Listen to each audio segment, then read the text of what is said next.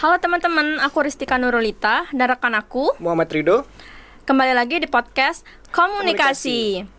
Nah, di edisi podcast kali ini kita bertujuan untuk memenuhi tugas praktikum jurnalisme audio yang diampu oleh Ibu Bianca Virgiana MIkom. Nah, kali ini kita kedatangan tamu yang istimewa. Beliau merupakan seorang manajer bimbel yang terkenal di Batu Raja. Langsung saja kita sambut bintang tamu kita, Bapak Bagus Parjiono, SPD, MSI. Selamat datang Pak. Selamat Assalamualaikum. datang. Waalaikumsalam warahmatullahi wabarakatuh. Gimana nih Pak kabarnya hari ini? Alhamdulillah di bulan puasa ini, di hari yang baik ini, kita masih diberikan kebaikan juga dan fit yang jelas. Alhamdulillah. Mungkin teman-teman di luar sana yang menonton podcast ini belum mengenal siapa sih Pak Bagus ini. Nah, Pak Bagus ini adalah salah satu manajer bimbel terbaik di Batu Raja. Pasti sudah pernah dengar dong Primagama atau sekarang sudah dikenal dengan Genza Education. Ya, sebelum kita mulai dari Primagamanya, kita harus mengenal dulu dong Pak Bagusnya siapa. Pak, boleh nggak Pak ceritain sedikit pengalaman pendidikan Bapak, kuliah di mana, tahun berapa Pak? Oke, siap. Kuliah saya di Jogja, di Universitas Negeri Yogyakarta tahun 2000, itu sudah lulus ya, tahun 1999. Kemudian sudah lama, sudah lama benar. Kemudian melanjutkan atau kerja di langsung, saya tidak tertarik dengan adanya ASN, sama sekali nggak tertarik. Saya ingin wira swasta dan saya bergabung di dunia pendidikan, yaitu di bimbel di Jogja itu banyak banget. Jadi ada sekitar 5 bimbel di Jogja itu saya gabung. Salah satunya adalah Lembaga Pendidikan Primagama, dan saya melalui seleksi cukup ketat langsung ditempatkan di Sumatera Barat, di Kota Padang pada waktu itu. Oh, pertama kali Padang. Ya. Jadi Bapak ini memang asli orang Jogja Pak ya? Alhamdulillah saya, asli orang Jogja. Jogja. Pak, ya. Ngomongin Primagama nih Pak, siapa sih Pak yang mendirikan Primagama pertama kali? Primagama itu didirikan oleh Bapak Budi E. Chandra tahun 1980. Jadi sudah begitu lama ya, sudah begitu lama di Yogyakarta. Awal mulanya di Jogja ya Pak ya? Ya. Kalau nggak salah Primagama udah punya 300 cabang yang tersebar di Indonesia, benar nggak sih Pak? Sangat benar, bahkan lebih, sampai 600 cabang. Sampai 600 cabang. Dari Sabang sampai Papua lah. Ya, Sampai Papua. juga ada, Pak? Ada. Itu kalau Papuanya di pelosok juga Kak Pak? Enggak Ya, di kota ya Pak? Di kota, Pak, ya. Ya. Kalau sejarahnya di Batu Raja nih, kapan Pak? Pertama kali lokasinya di mana gitu Pak? Awal mulanya di Batu Raja itu kapan? Pertama di Batu Raja itu saya datang tahun 2002. Itu dari Padang. Pada waktu itu di sini sudah ada sih, tahun 1999 itu sudah ada katanya sih. Cuma saya menggantikan manajer yang lama. Manajer yang lama backup di Batu Raja sama di Palembang. Pada waktu itu saya masih di Bukit Tinggi di Padang itu. Kemudian saya diperintahkan oleh oleh direktur Primagama Yogyakarta, saya harus merapat ke Batu Raja. Jadi tahun 1999 sudah ada. Di Batu Raja Pak ya? Ya. Terus kenapa sih Pak Primagama tuh ganti nama menjadi Genza Education? Yang namanya gens, arti gen itu kan makhluk ya, atau manusia ya. Dari gen kita, dari gen X, gen yang sekarang juga. Disitulah pendidikan itu ada. Milenial. Ya. Gen milenial juga, tentu akan juga menjadi yang dewasa juga nanti. Di situ kalau kita melihat mengapa kok Primagama, ya sebenarnya nama Primagama kan sudah lama, sudah lama, udah lama ya. Hampir berapa, 60 tahun ya. 60 tahun ada, mengapa kok tiba-tiba hilang? Nanti kita ikuti dengan perkembangan zaman yang ada, ya. Karena sekarang itu kalau kita nggak ngikuti zaman, nggak ngikuti teknologi, ya sudah akan ketinggalan seperti itu. Itu makanya Genza itu akan mengikuti itu, antara pendidikan melalui online dan offline pun akan terjadi di Genza Education seperti itu. Ya. Primagama nih kan dibuka di Batu Raja aja kan Pak? Kenapa nggak buka di pelosok-pelosok gitu Pak? Oh gitu. Kalau di pelosok-pelosok dalam arti pendidikan tetap masuk, seperti kita tryout atau kita ada pendidikan yang mencakup ujian nasional tryout yang terutama tryout dari luar daerah tetap kerjasama dengan kita, dengan Primagama atau dengan Genja itu. Jadi tetap di luar itu tetap kita layani, nggak cuma di Baturaja saja. Itu. Terus Primagama itu kalau waktu promosinya sulit atau tidak sih Pak? Promosinya maksudnya? Promosi untuk masuk ke Primagamanya iya, itu Pak. Kan pertama kali itu kan agak sulit tuh Pak ya. Kan orang-orang belum mengenal gitu. Apalagi kalau di pelosok-pelosok itu kan nggak ada handphone terus. Enggak. Kalau di Primagama itu nggak ada yang sulit namanya. Atau sekarang yang namanya teknologi pun melalui WA aja mendaftar sudah oke. Ya, apalagi di bulan Ramadan ini terus terang kita juga sedikit promo juga. Ya. Lagi pembukaan nih. Lagi pembukaan nih. Ya, ini terima kasih pada adik-adik yang sudah memberikan tempat atau ruang kepada saya. Sekaligus di bulan suci ini kami memberikan yang diskon yang luar biasa 50%. Tapi bagi adik-adik yang daftar di bulan Ramadan ini saja. Oh, cuma bulan Ramadan aja. Ya. Biar sambil berbagi berkah seperti itu. Ya. Jadi yang mau daftar nih di bulan Ramadan buruan. 50%. Mumpung masih Ramadan. Kenapa fasilitas apa aja Pak yang didapat di bimbel Genza Education? Yang pasti yaitu ruangan yang nyaman, kemudian instruktur yang berpengalaman, kemudian konsultasi itu dibuka setiap hari, konsultasi pelajaran, kemudian penjurusan yang tepat apa. Kalau dari SD nanti akan kita bawa bahwasanya otak kanan otak kiri anak-anak itu kan berbeda. Otak kanannya lebih menonjol ke apa, kemudian otak kirinya lebih menonjol ke apa. Jadi kita tidak usah menuntut anak itu bisa matematika kalau ternyata anak itu bisa IPS seperti itu. Jadi kita arahkan dari awal biar tidak salah pilih nanti jurusannya di perguruan tinggi atau bahkan langsung ke kerja juga kita siap untuk membimbing adik-adik atau mengawasi atau bahkan mengantarkan adik-adik sukses seperti itu. Ya. Berarti lebih ke minat Pak ya? Minatnya kemana? Siap. Menentukan minat. Ke minatnya. Ya. Kalau ini Pak, ada nggak Pak siswa yang bimbel di Genza Education, terus dia tuh lulus dan bisa masuk di universitas di luar Jawa gitu? Ada nggak Pak? Bisa. Banyak ya, Pak? Selama dari saya ada itu di UGM juga sudah ada. Bahkan dari di sini di Baturaja ini swasta masuk di Primagama, masuk di Genza, akhirnya malah diterima di UGM itu luar biasa. Universitas Gajah Mada itu kan ternama juga. Itu dari SMA saya sebutkan juga SMA PGRI di Baturaja pada waktu itu. Sekarang ada juga anak-anak kita atau bahkan adik-adik kita yang bekerja langsung di Jogja karena di UGM, kemudian di UII juga Jogja ada, kemudian di Bandung juga ada, ITB juga ada, bahkan kedokteran di Surabaya juga ada. Seperti itu dari mahasiswa atau bahkan dari siswa Baturaja. Ya. Kita kan ngomongin pendidikan ya. Menurut Bapak makna pendidikan bagi Bapak itu apa Pak? Pendidikan itu transformasi. Ya. Transformasi yang jelas, transformasi ilmu, transformasi adab, bahkan transformasi hati ya kepada seorang konselor ya, kepada anak didik, kepada pendidik dan anak didik seperti itu. Itulah pendidikan.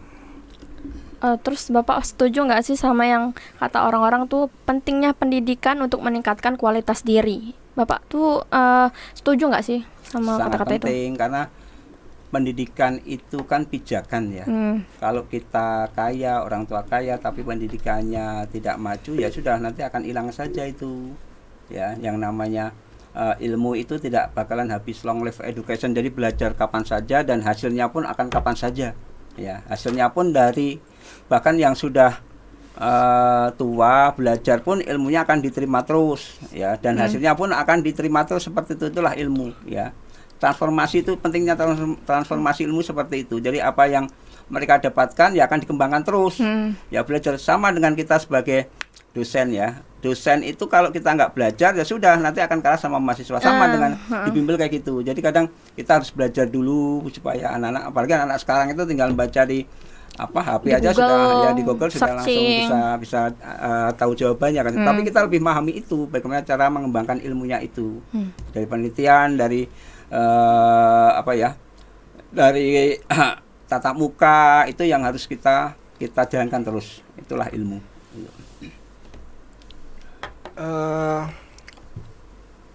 Kenapa Pak perlu kuliah? Bagaimana tanggapan Bapak? Ya pendidikan, namanya pendidikan itu hak ya, hak kita, hak setiap warga negara. pasal 31 ya pendidikan ya kalau nggak tanggal 31 Undang-Undang Dasar 1945 itu hak kita sebagai warga negara untuk mendapatkan pendidikan. Jadi pendidikan itu bagi kita itu nggak usah khawatir dengan adanya biaya sebenarnya, apalagi di Indonesia. Sekarang pemerintah itu sudah mensupport melalui beasiswa yang di mana-mana ada. Beasiswa apa saja tergantung kita. Kalau kita pinginnya beasiswa di Bidik Misi silahkan diambil. Iya, Apalagi kita di beasiswa ada di Basnas, kemudian ada di perusahaan yang lain, silahkan ambil. Seperti itu. Banyak banget Pak emang Pak. Iya. Zaman sekarang beasiswa itu banyak banget Pak emang Pak. Iya, banyak sekali. Nah, tadi kan pendapat Bapak tentang perlunya kuliah. Nah, di luar sana kan masih banyak nih Pak orang-orang yang suka bilang sekolah tinggi-tinggi nggak menjamin sukses. Dan gimana sih tanggapan Bapak? Kalau itu kan orang yang tidak mau maju, orang yang tidak mau sukses, ya kan. Tapi yang namanya pendidikan itu tidak bakalan rugi, saya katakan tidak bakalan rugi, dan itu merupakan suatu pijakan bagi kita untuk mengenal adab, mengenal ilmu itu dari pendidikan. Ya. Sebuah investasi lah. Kalau kita termasuk itu investasi yang sangat luar biasa. Kalau kita tidak berpendidikan, kalau kita nggak sekolah, kerjanya mau jadi apa? Kerja apa? Itu saja. Bahkan di SD aja, SD tidak lulus, gitu aja lah. Mau jadi apa? Langsung jadi manajer kan? Zaman sekarang ya Pak ya. Usaha apa? Usaha sawit. Sudah itu berjalan 10 tahun, 20 tahun. Akhirnya kan tetap habis kan seperti itu. Tapi ilmu kita apa untuk mengembangkan sawit itu supaya ada terus. Itu kan harus belajar. Nah, dari belajar itulah untuk mengembangkan apa yang kita miliki sebenarnya itu.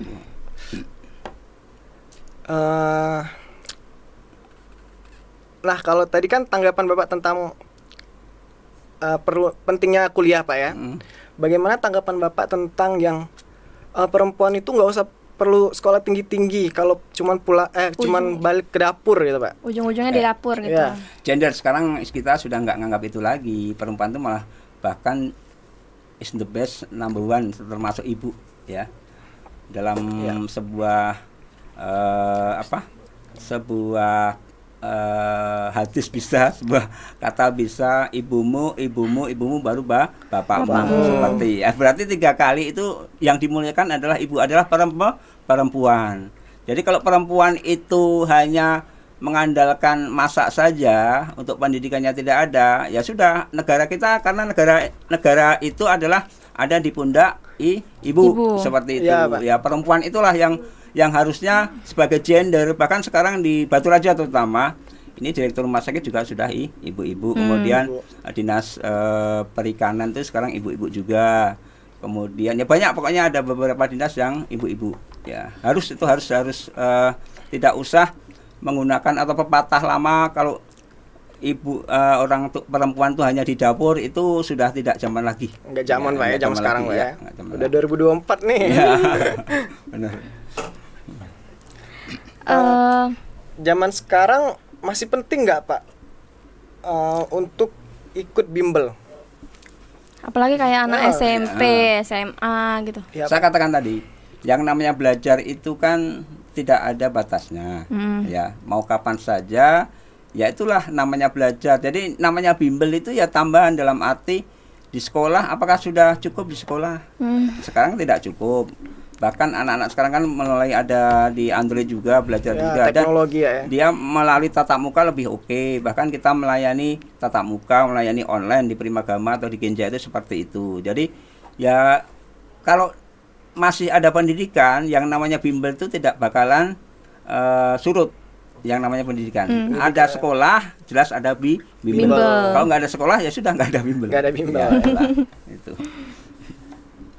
Selain jadi manajer nih Pak, ada kegiatan lain nggak Pak selain jadi Primagama? Alhamdulillah saya sebagai pemerhati anak di Kabupaten Oku, kemudian di kampus juga di Universitas Baturaja, kemudian di GNPK, ya kemudian GNP itu Gerakan Nasional Pemberantasan Korupsi, Bapak ketuanya, kemudian di HISPI, Himpunan Pengelola Khusus Seluruh Indonesia, Bapak juga ketuanya. Kemudian ya di Dewan Masjid Indonesia Kabupaten Oku, Bapak sekretarisnya ya. Jadi ada beberapa kegiatan ini, sekaligus saya mengajak masyarakat adik-adik di Baturaja ini karena kita akan membentuk di bawah naungan dari Perbakin Oku, ya ini sekadar bocoran aja nggak apa-apa. Jadi untuk adik-adik siswa di Baturaja silakan untuk berlatih yang punya otak kirinya atau imajinasi atau bahkan merancang untuk tepat sasaran, silakan ikut menimba kita atau ikut gabung kita di sudah oke, sudah di rekomendasi dari Komandan Dodik Lapur dan adik-adik mahasiswa juga silakan hari Minggu juga silakan ke sana seperti itu. Oh iya Pak. Pak, menurut Bapak gimana sih, kan menurut Bapak nih masalah apa aja sih yang terjadi di pendidikan di Indonesia ini? Yang jelas terutama masalah wilayah salah satunya. Wilayah kita itu kan, tapi selama pemerintahan Jokowi ini, saya bukan kampanye ya, pemerintahan Jokowi ini dari Sabang sampai Merauke, dari pelosok sudah bisa masuk, cuman teknologi internet yang belum bisa. Itu kendala, kendala teknologi itu juga sangat tolong diperhatikan sama pemerintah. Kalau semuanya satu suara dari Aceh sampai Papua sana, internetnya sama, kemudian biayanya sama, insya Allah semuanya bisa tercover. Ya kita mau zoom aja, alasannya harus nyari sinyal, bahkan naik ke pohon sampai berapa kaki seperti itu. Ya inilah kendala-kendala kita. Kemudian untuk di desa-desa masalah pendidikan ini tolong dibuka lagi, bahkan orang tua harus memahami atau pentingnya pendidikan itu, bagaimana supaya orang tua memahami itu, tidak hanya di rumah saja. Punya kebun banyak tapi kalau enggak berpendidikan ya nanti akan hilang seperti percuma itu. Ya Pak ya. Gitu. Bagaimana tanggapan Bapak nih Pak tentang penghapusan pelajaran agama di Indonesia? Padahal kan agama itu kan pelajaran utama Pak dalam norma. Ya. Nah, bagaimana Pak? Dan bagaimana orang-orang yang ngambil jurusan agama Pak?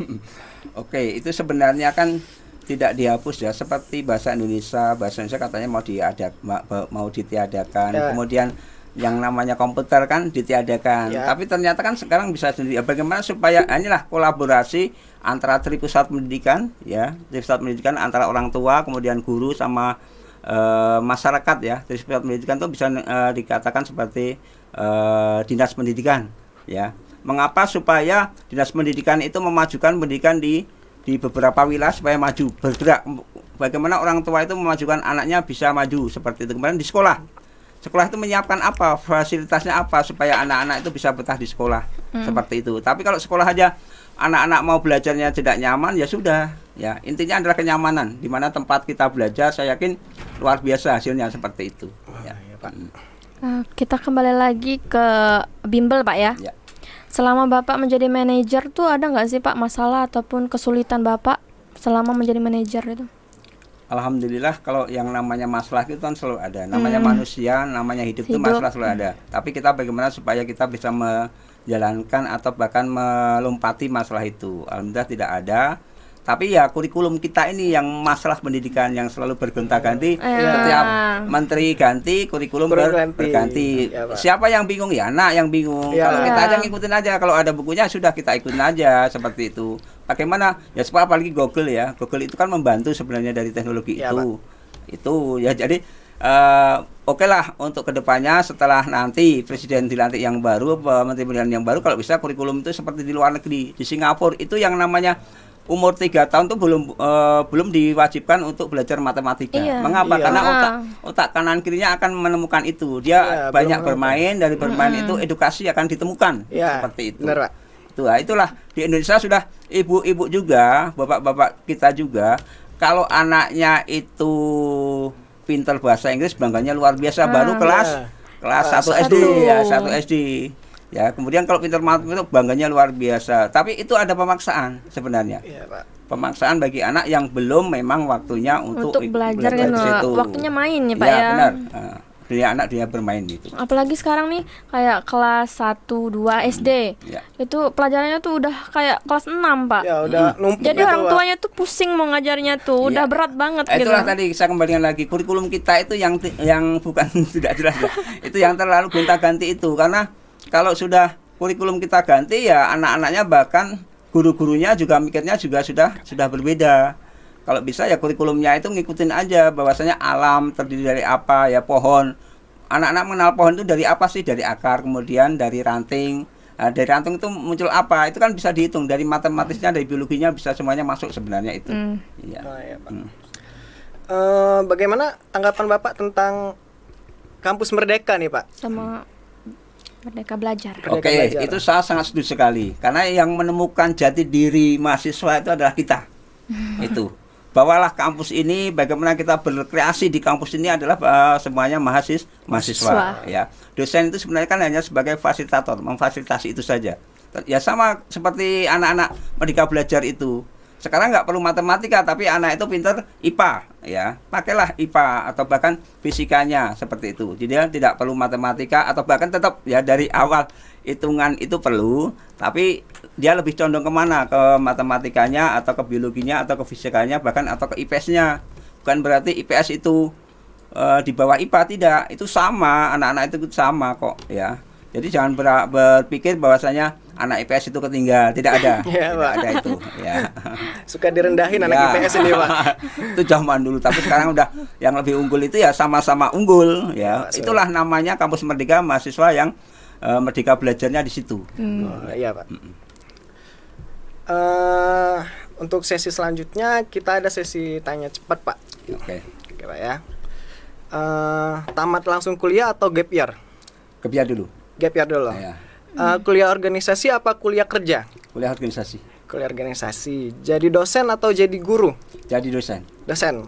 Wah, keren. Pintar akademi atau pintar non akademi? Non akademik. Oke Pak. Tadi Bapak kan milih gap year Pak. Ya. Kenapa harus gap year dulu Pak? Enggak kuliah? Mengapa? Ya karena di dunia kita ada macam-macam atau bahkan saudara-saudara bahkan orang banyak di sekitar kita. Itu aja, intinya itu. Jadi kalau ada relasi itu yang harus kita pakai seperti itu. Iya. Yang selanjutnya itu kuliah organisasi atau kuliah sambil kerja. Bapak milih kuliah organisasi. Ya. Kenapa Pak? Dunia saya dunia Organisasi. Ya, Udah organisasi ketahuan seperti sih. itu. Jadi nggak bisa yang namanya langsung kerja ya, walaupun itu yang jelas kita di organisasi pun kerja sebenarnya itu ya. Iya, Tapi Pak. kita nggak merasa kerja karena kita memang ya nggak berhenti. Ya. Ya, Dan- anggapan orang ya itu loh sudah kerja, tapi ya kita sendiri belum, tapi kita masih mencakup kawan-kawan sebagai Organisasi. Itulah, ya. Selanjutnya jadi dosen atau jadi guru, Bapak milih dosen. Kenapa Pak? Saya nggak pingin jadi guru pada waktu itu cita-cita, tapi langsung pingin jadi kepala Sekolah. seperti itu. Loh ngopo? Ya saya pingin jadi kepala sekolah aja karena manajemennya ada di situ. Kalau guru kan dari sekarang dikejar dengan adanya kurikulum ini, harus laporan seperti ini. Mengapa? Ya sebenarnya dosen pun sama, ya. Tapi kita lebih saya dari PAUD, dari TK, dari SD, saya fasilitator pendidikan keluarga di Dinas Pendidikan di Kabupaten Ogo. Jadi saya ngurusi dari anak PAUD, TK, bahkan orang tua, bahkan sampai mereka mendapatkan atau keterampilan kerja seperti itu. Ya. Selanjutnya pintar akademi atau pintar non akademi? Pintar akademi ya? Non akademi. Non akademi ya, maaf Pak. Kenapa Pak? Kalau yang non akademi itu kan lebih luas, ya. Ya. Contoh kita sebagai manajer bank, manajer bank aja. Manajer bank itu kan harus diimbangi dengan wawasan. Kita cukup hanya mengantarkan kita kerja itu ya sudah akademi, tapi selebihnya non akademi. Memajukan perusahaan itu adalah non akademi seperti itu. Syarat menjadi seorang direktur ya sudah S2. Itu kan syarat pendidikannya harus ada. Oh ya Pak, kira-kira mau kasih pesan apa nih untuk anak-anak muda di zaman sekarang? Yang jelas long life education tadi, belajar tidak kenal waktu, ya. Silahkan apapun fasilitas dari orang tua, fasilitas dari sekolah, fasilitas dari perguruan tinggi, gunakanlah sebaik-baiknya. Semaksimal mungkin Pak. Gunakan Ya. waktumu lah. Iya, gunakan ya. waktu dengan waktu sebaik-baik sebaik-baiknya, mungkin. itu. Biar nggak buang sia-sia. Wah, nggak terasa nih udah 20 menit aja nih Pak. Kita ngobrol nih Pak. Terima kasih nih Pak atas waktunya dan pertanyaan-pertanyaannya dan ilmu-ilmunya nih Pak. Iya, sudah sangat memotivasi sekali Pak ya. Oke, sekali lagi terima kasih buat Bapak Bagus atas waktunya. Ya, Oke teman-teman, kami selaku host pamit undur diri. Sampai jumpa di lain waktu. Assalamualaikum warahmatullahi Warahmatullahi wabarakatuh. wabarakatuh. Waalaikumsalam warahmatullahi wabarakatuh.